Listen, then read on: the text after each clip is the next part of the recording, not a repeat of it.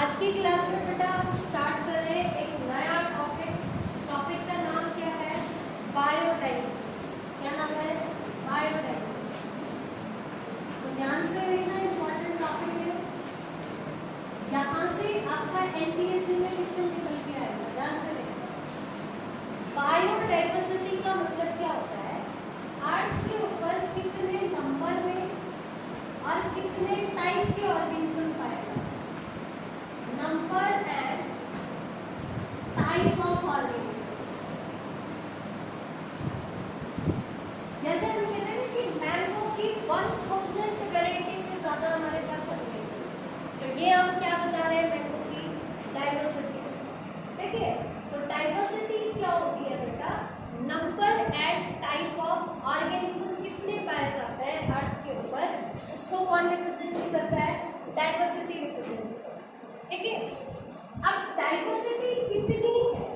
वैसे तो अलग अलग साइंटिस्ट का अलग अलग असम्पशन है, लेकिन सबसे साउंड और साइंटिफिक एस्टिमेट ये किसने दिया था? Robert main. सबसे साउंड एंड साइंटिफिक एस्टिमेट किसने दिया था? Robert main. एक साइंटिस्ट का नाम है रॉबर्ट मेन। रॉबर्ट मे ने क्या कहा था बेटा? रॉबर्ट मे ने कहा था कि अर्थ की टोटल डाइवर्सिटी 1.7 से 1.8 मिलियन के बीच में।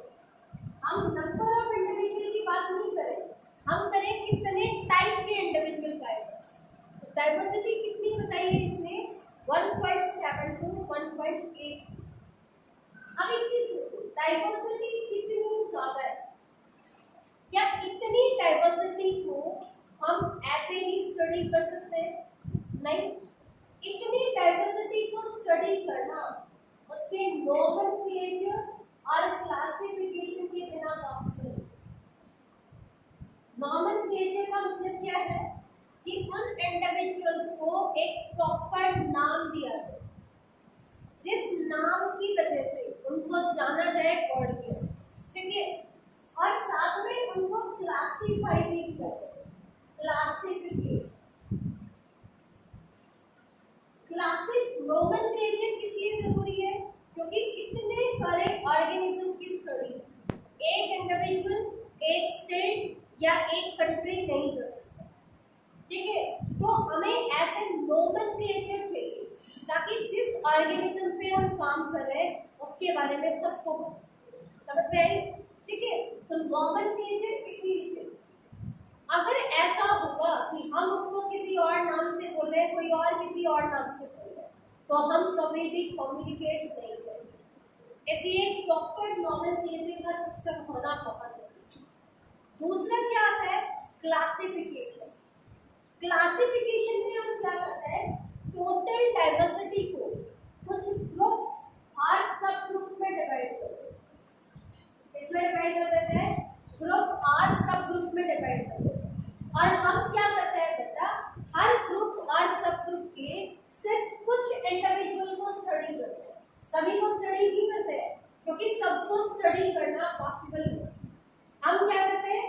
इन टोटल ऑर्गेनिज्म को कुछ ग्रुप्स और सब ग्रुप्स में डिवाइड करते हैं और इन ग्रुप और सब ग्रुप के कुछ मेंबर को स्टडी किया जाता है और ऐसा मान लिया जाता है कि बाकी में भी लगभग ऐसे ही फीचर।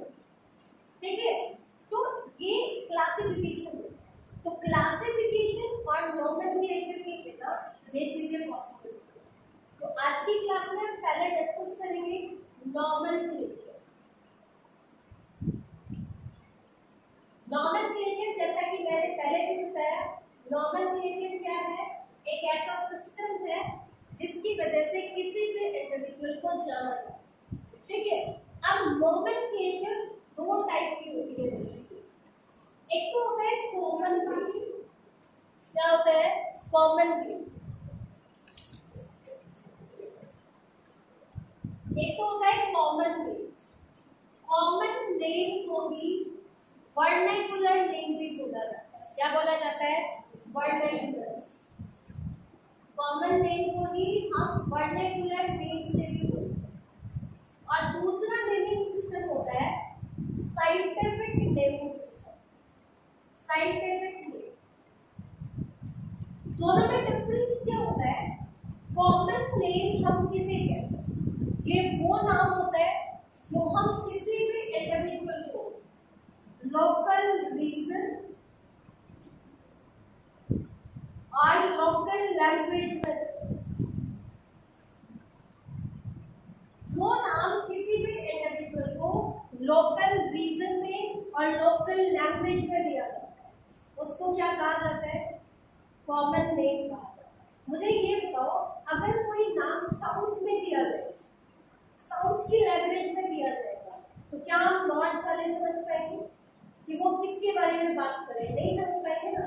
तो ये इसके ड्रॉबैक, क्योंकि ये नाम जो थे ये लोकल रीजन में और लोकल लैंग्वेज में दिए जाते हैं, तो ये यूनिवर्सली एप्लीकेबल नहीं।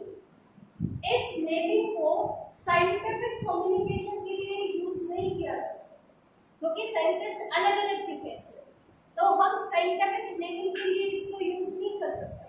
तो फिर यूनिवर्सल नेमिंग के लिए कौन सा नेमिंग सिस्टम आया? साइंटिफिक। साइंटिफिक नेमिंग में जो नाम दिया जाता है ना, वो नाम थ्रू आउट वर्ल्ड एप्लीकेबल है। थ्रू आउट पूरे वर्ल्ड में उस इंडिविजुअल को उसी नाम से जाना है। जबकि यहाँ पे क्या था? एक पर्टिकुलर ऑर्गेनिज्म को एक लोकल लैंग्वेज में नाम दिया, तो जैसे जैसे लैंग्वेज बदलेगी वो नाम भी चेंज होगा। जैसे कि आप देखो, गुलाब, गुलाब हम हिंदी में कहते हैं, इंग्लिश में क्या कहते हैं? रोज कहते हैं ना। तो नाम चेंज हुआ कि नहीं हुआ? हुआ ना। एक हम बोलते हैं तुलसी और एक हम बोलते हैं ऑसिमम। तो दोनों के नाम में क्या होता है बेटा? डिफरेंस होता है। क्या होता है? डिफरेंस होता है। तो ये तो लैंग्वेज के अकॉर्डिंग, रीजन के अकॉर्डिंग चेंज हो जाता है, तो कभी भी साइंटिफिक नेमिंग के लिए यूज होता है। लेकिन फिर ये एग्जिस्टेंस में आए, ये एग्जिस्टेंस में इसलिए आए क्योंकि कॉमन नेम को प्रोनाउंस करना इजी होता है। They are easy to pronounce. इनको प्रोनाउंस करना क्या होता है?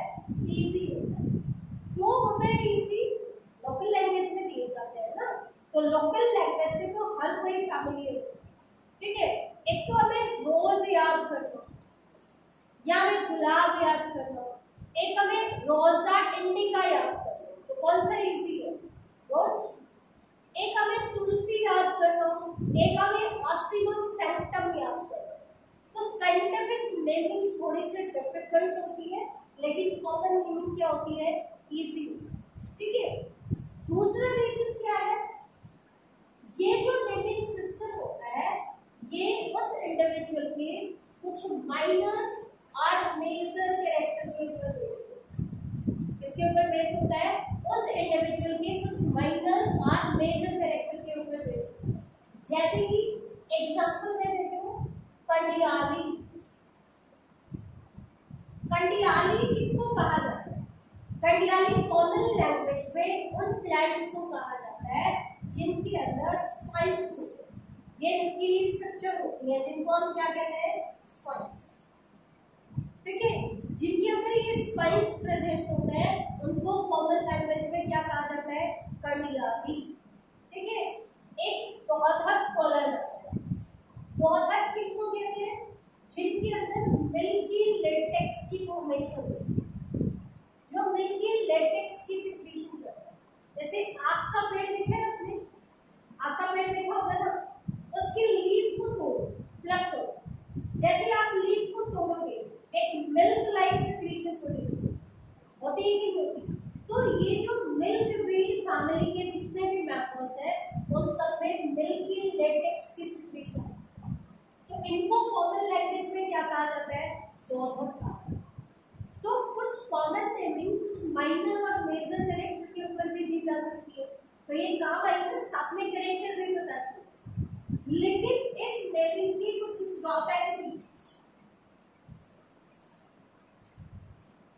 ड्रॉबैक क्या है? पहला, कॉमन नेम उन्हीं इंडिविजुअल्स को दिया जाएगा जिनको वहां के लोकल पीपल नेक्ड आई से देख सकते हैं। क्योंकि वो तो माइक्रोस्कोप लेके घूमते नहीं घूमते ना, वो नेक्ड आई से देख सकते हैं। और सिर्फ सभी नेक्ड आई से देखने वाले ऑर्गेनिज्म को भी नाम नहीं दिया जाता। वो नाम सिर्फ किसको देते हैं, या तो वो स्पीसीज उनके लिए बेनिफिशियल होती है या फिर वो स्पीसीज उनके लिए हार्मफुल होती है। ध्यान से देखो, हमारे सराउंडिंग में कितने सारे प्लांट्स और कितने सारे एनिमल्स हैं। क्या हमें सबके नाम पता है? नहीं पता ना। हम नाम सिर्फ किनके जानते हैं, जो हमारे डे टू डे लाइफ में काम, चाहे वो बेनिफिशियल हो या वो, ठीक है। तो क्या सभी इंडिविजुअल्स को कॉमन नेम मिला? नहीं ना। जिनको हम नेक्ड आई से नहीं देख सकते उनको भी कॉमन नेम नहीं दिया गया, ठीक है। और दूसरा, तो इसका मतलब क्या है, it should be not given to all organism. Common name सभी ऑर्गेनिज्म को नहीं दिया जाता। बहुत सारे ऑर्गेनिज्म जो या तो उस एरिया में पाए नहीं जाते। अब देखो, क्या इंडिया में कंगारू पाया जाता है? नहीं। हम जू वगैरह में लेके आ गए, लेकिन उसके नेचुरल हैबिटेट ही नहीं है ना। क्या हरियाणा में कहीं पे लॉयन पाए जाते हैं नेचुरली? नहीं पाए जाते ना। तो इसका मतलब क्या है, हर ऑर्गेनिज्म हर जगह नहीं पाया जा सकता। जैसे जो पोलर एरिया के ऑर्गेनिज्म है वो लैंड एरिया में नहीं मिलेंगे ना, ठीक है। जो ठंडे इलाके के एनिमल्स हैं वो गर्म इलाकों में नहीं पाएंगे, गर्म वाले ठंडों में नहीं। तो ये बहुत सारे ड्रॉबैक है, जिसकी वजह से हम ये कह सकते हैं कि कॉमन नेम सभी इंडिविजुअल को नहीं दिया। तो ये एक यूनिवर्सल नॉमेनक्लेचर का सिस्टम है। दूसरा रीजन क्या है, कई बार हमने जो इनको नाम दिए जाते हैं वो गलत है। क्या होता है? गलत होता है। और कई बार उनका कोई मीनिंग नहीं, जैसे कि विटॉस टीयर। विटॉस टीयर किसको कहा जाता है? ये कहा जाता है रॉयोस्पिसिस।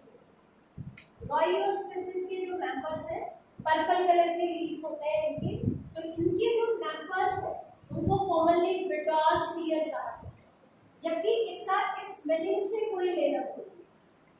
ऐसे ही मायोसॉर्टिस सिम्पैटिकस, इसको फॉरगेट मी नॉट कहा। फॉरगेट मी नॉट किसको कहते हैं? मायोसॉर्टिस सिल्वैटिकस।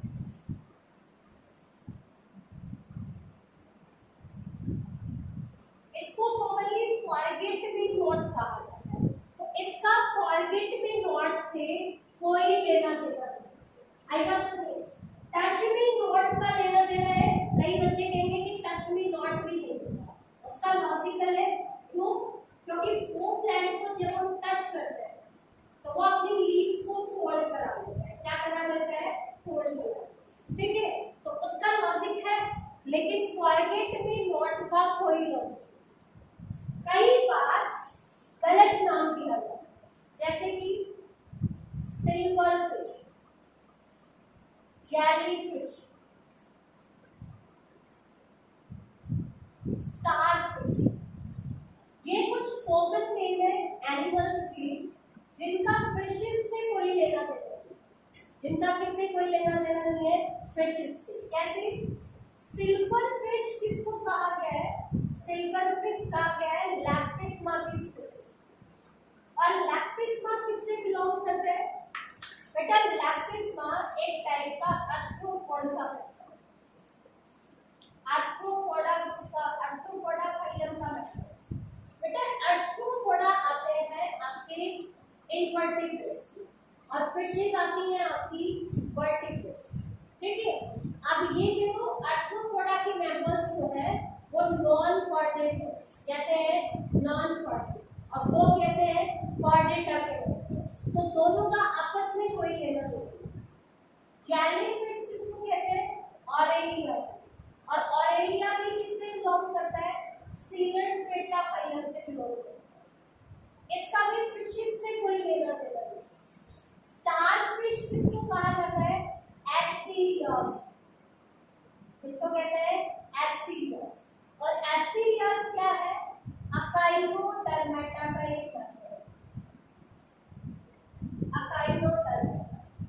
ये सभी नॉन वर्डेड्स में आते हैं, जबकि इनके कॉमन नेम के आगे क्या वर्ड लगाया गया है? Fish word. तो ये सही नहीं है, क्या नहीं है? सही नहीं। क्लियर हो? तो हमने ये कहा कि ये सारी ड्रॉबैक कॉमन नेमिंग में प्रेजेंट। अब इतनी सारी ड्रॉबैक कॉमन नेमिंग में है, इसलिए कॉमन नेमिंग को कभी भी साइंटिफिक नेमिंग के लिए यूज नहीं किया जाता। साइंटिस्ट इस नाम से कम्युनिकेट नहीं करते। उनके कम्युनिकेशन के लिए फिर एक स्टैंडर्ड नेमिंग सिस्टम बनाया गया। वो कौन सा था? Scientific name. साइंटिफिक नेम से किसी भी इंडिविजुअल को थ्रू आउट वर्ड जाना था। साइंटिफिक नेमिंग की खास बात क्या होती है? एक इंडिविजुअल को एक ही नाम दिया जाता है और वो नाम किसी और इंडिविजुअल को नहीं दिया। आई बात समझ? तो अगर हम साइंटिफिक नेम बोलेंगे तो वर्ड के किसी भी हिस्से में कोई भी सेंटेंस हो, वो सेम ऑर्गेनिज्म तक ही हो। क्लियर हो? अब साइंटिफिक नेमिंग देते कैसे हैं? इसके दो नोमेनक्लेचर सिस्टम।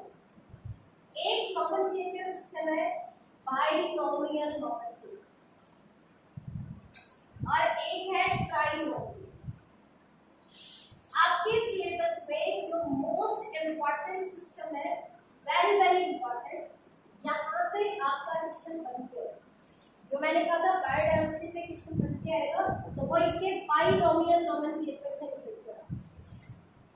बाइनोमियल नोमेनक्लेचर क्या होता है ये हम अब देखेंगे, लेकिन तुम इतना ध्यान रखना, बाइनोमियल नोमेनक्लेचर में किसी भी इंडिविजुअल को नाम के अंदर दो वर्ड यूज होते हैं।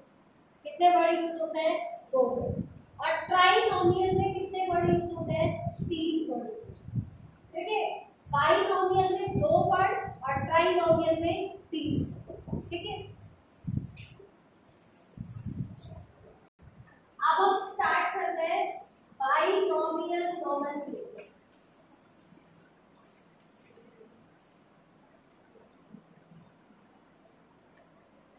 सबसे पहला पॉइंट और सबसे इंपॉर्टेंट पॉइंट, ये क्वेश्चन तो शायद आपको मिल ही जाए।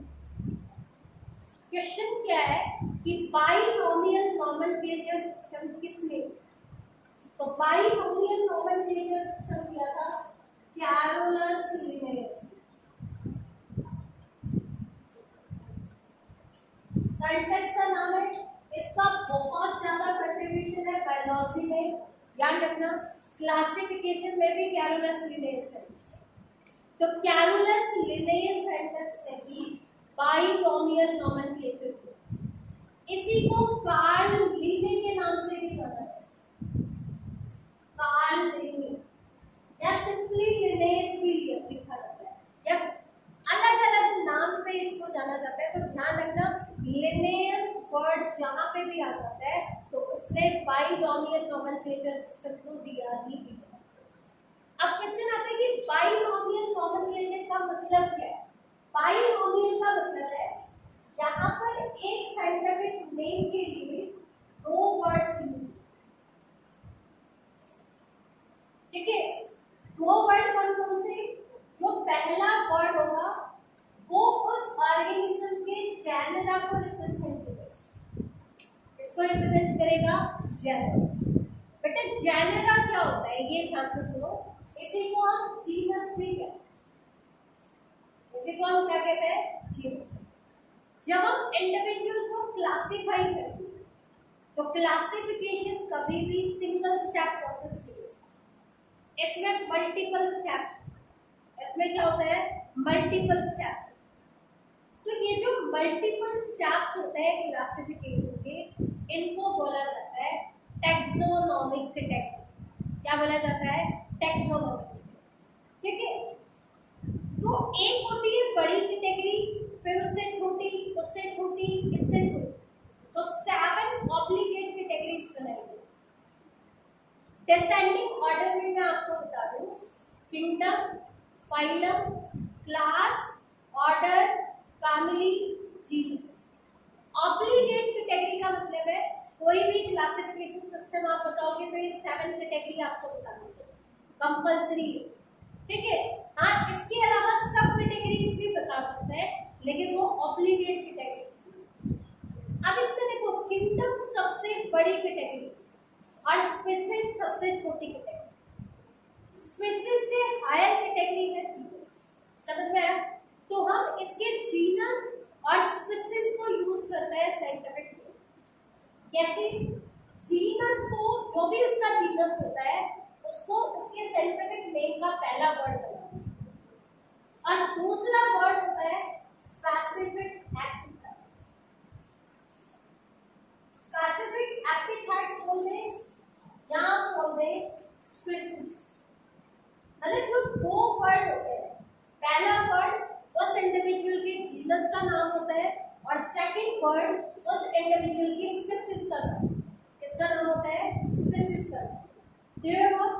पहला वर्ड जीनस, दूसरा वर्ड स्पीशीज। क्लियर? अब हम बात करते हैं बाइनोमियल नोमेनक्लेचर के रूल्स। तो पहला रूल तो आपका यही है कि बाइनोमियल नोमेनक्लेचर को देने के लिए हम दो वर्ड्स को यूज करते हैं।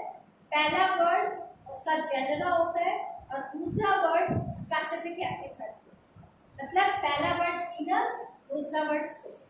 आई थिंक ये तो याद हो गया होगा 4-5 बार। इसके अलावा और क्या रूल थे वो ध्यान से। दूसरा रूल ध्यान से देखना, पहला रूल मैंने बता दिया, दूसरे रूल की बात। साइंटिफिक नेमिंग में जो भी नाम दिए जाते हैं ना बेटा, वो लैटिन लैंग्वेज से ही होता है। किससे लिया जाता है? Latin language. अब क्वेश्चन आता है कि ये लैटिन लैंग्वेज से ही क्यों लेता है? लैटिन लैंग्वेज से इसलिए लेता है क्योंकि लैटिन लैंग्वेज एक डेड लैंग्वेज है। कैसी लैंग्वेज है? जिसमें टाइम के साथ कोई भी चेंज नहीं, और टाइम के साथ कोई भी चेंज नहीं होगा तो एक बार हमने कोई साइंटिफिक नेम दे दिया तो परमानेंटली वही, ठीक है। दूसरी चीज ध्यान रखना, या तो वो वर्ड लैटिन से ही उठाए जाते हैं या फिर उन वर्ड को लैटिनाइज्ड किया जाता है, मतलब लैटिन लैंग्वेज में बदला। समझ में आ गया? मान लो हम किसी को नाम पहले ही दे चुके हैं और हम चाहते हैं कि वही नाम हम यूज करें, तो भी हमें उस नाम को लैटिन लैंग्वेज में कन्वर्ट करना, तो या तो ले ही नाम लैटिन से या फिर लैटिनाइज से। दूसरी चीज ध्यान देना, इन नाम की जब प्रिंटिंग की जाती है, इन नाम की क्या की जाती है? प्रिंटिंग की जाती है। तो इन नाम को प्रिंट किया जाता है इटैलिक्स। किससे प्रिंट किया जाता है? इटैलिक्स। जब हम कंप्यूटर में टाइपिंग करते हैं ना बेटा, तो वहाँ पे एक ऑप्शन होता है इटैलिक्स का। तो जब भी साइंटिफिक नेम आएगा ना तो हम इटैलिक्स में टाइप करते हैं। किसमें टाइप करता है? इटैलिक्स, ठीक है। इटैलिक्स में क्यों किया जाता है? उसके लैटिन ऑरिजिन को दिखाने। लेकिन जब हम हैंड राइटिंग करते हैं, जब हम हैंड राइटिंग करते हैं, जैसे आप टेस्ट दोगे तो टेस्ट दोगे तो नोटबुक में लिख के आओगे ना, तो हम इटैलिक्स तो लिख नहीं सकते, तो फिर हम क्या करेंगे? जब हम हैंड राइटिंग करते हैं तो इसका एक रूल होता है। क्या रूल होता है? जीनस का वर्ड जो आपने पहले लिखा है और स्पीशीज का वर्ड बाद में लिखा है। जीनस के वर्ड को अलग से अंडरलाइन करना है, स्पीशीज के वर्ड को अलग से अंडरलाइन करना है। एक ही लाइन नहीं बनानी, अलग अलग लाइन देनी। जीनस के नीचे अलग अंडरलाइन करना है, स्पीशीज के नीचे अलग से अंडरलाइन। अगर आप अंडरलाइन नहीं कर रहे हो तो एग्जामिनर आपके मार्क्स, ठीक है। चौथा रूल ध्यान रखना, जब भी आप जीनस का नाम लिखोगे तो जीनस का नाम जो भी हो उसका पहला अल्फाबेट कैपिटल अल्फाबेट। जीनस के नाम का पहला अल्फाबेट कैसा होगा? कैपिटल। और स्पीशीज का पहला alphabet small alphabet, lower case होगा अल्फाबेट, कैसा होगा? लोअर। जैसे कि मैं कुछ एग्जांपल बता दूं साइंटिफिक नेम के, जैसे मैंगो का साइंटिफिक नेम होता है मैंगीफेरा इंडिका। तो यहाँ पे ध्यान से देखो, मैंगीफेरा का मैंने एम कैपिटल लिखा, इंडिका का मैंने आई स्मॉल। और क्योंकि मैं हैंड राइटिंग कर रही हूँ तो मैं इन दोनों वर्ड को अलग अलग बदल रही हूँ। अगर मैंने प्रिंटिंग की होती तो मैं प्रिंटिंग करते इटैलिक्स, इसमें प्रिंट करते इटैलिक्स। क्लियर? ऐसे ही एक और एग्जांपल देखो, ऑसीमम सैक्टम, ये तुलसी का नाम। ऑसीमम का और कैपिटल रखा है मैंने, सैक्टम का एस क्या रखा है स्मॉल, और दोनों को मैंने अलग अलग अंडरलाइन किया। एजाडाइरेक्टा इंडिका, ये साइंटिफिक नेम होता है नीम, इसका होता है नीम। तो सेम रूल आपका लो, दो वर्ड मैंने आपको दिए, पहला वर्ड उसके जीनस का नाम होगा, दूसरा वर्ड उसकी स्पीशीज का। पांचवा रूल, कई बार साइंटिफिक नेमिंग में स्पीशीज के नाम के बाद ऑथर का नाम लिखा जाता है, लेकिन ऑथर का नाम पूरा नहीं लिखते हैं, एब्रिविएटेड फॉर्म में लिखते हैं, शॉर्ट फॉर्म में। जैसे कि मैंगीफेरा इंडिका लिन, इसका मतलब क्या है, इस साइंटिफिक नेम को देने वाला ऑथर कौन है, लिनेयस। कौन है, लिनेयस। लिनेयस के नाम को एब्रिविएटेड फॉर्म में। तो बताओ बाइनोमियल नोमेनक्लेचर के रूल क्लियर है? किसी को नहीं समझ में आया तो हो क्या क्लियर? आप देख लो ट्राइनोमियल नोमेनक्लेचर, इसके बारे में आपको ज्यादा फोकस नहीं करना है, मेन बाइनोमियल नोमेनक्लेचर इंपॉर्टेंट है, कॉमन नेमिंग भी ज्यादा इंपॉर्टेंट है। बाइनोमियल नोमेनक्लेचर पे फोकस करना है, मेनली आपका फोकस इसी पे। ट्राइनोमियल नोमेनक्लेचर में तीन वर्ड मिलेगा। तीन वर्ड कौन कौन से होंगे? पहला वर्ड जीनस का नाम, दूसरा वर्ड उसकी स्पीशीज का नाम, और तीसरा वर्ड या तो सब स्पीशीज या वैरायटी या रेस। एक्चुअल में क्या है, ये तीनों लेवल एक ही लेवल है। फर्क क्या है, प्लांट में स्पीशीज से छोटी कैटेगरी है, उसको हम कहते हैं वैरायटी। प्लांट के केस में हम क्या कहते हैं, वैरायटी। ठीक है, एनिमल्स के केस में उसको हम कहते हैं सब स्पीशीज। और जब बात वुमेन की आ जाए तो स्पीशीज से छोटी कैटेगरी क्या कहलाती है, ठीक है। तो तीन नाम होंगे, आप प्लांट का साइंटिफिक नेम दे रहे हो तो पहला वर्ड जीनस, दूसरा वर्ड स्पीशीज, तीसरा वर्ड वैरायटी। क्या आएगा, वैरायटी। वुमेन का नाम दे दो, पहला वर्ड जीनस, दूसरा वर्ड स्पीशीज, तीसरा वर्ड रेस। किसी एनिमल का नाम दे दो तो पहला वर्ड जीनस, दूसरा वर्ड स्पीशीज और तीसरा वर्ड सबस्पीशीज। क्लियर हो गया? जैसे कि मैं वुमेन का साइंटिफिक नेम बता दूं, होमो सैपियन यूरोपियस। अब क्योंकि मैंने ये साइंटिफिक नेम बताया वुमेन, तो होमो क्या है, इसका जीनस। होमो क्या है बेटा, इसका जीनस। सैपियन क्या है, इसकी स्पीशीज।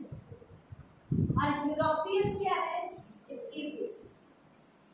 ठीक है, ऐसे ही हम राशि का ऑलरेसी कैपिटाटा, तो यहाँ पे कैपिटाटा क्या होगी, इसकी वैरायटी। तो यहाँ पे आपका टॉपिक खत्म हो जाता है, नोमेनक्लेचर कंप्लीट। कल की क्लास में हम स्टार्ट करेंगे बेटा क्लासिकल। ठीक है, इसको स्टार्ट करेंगे।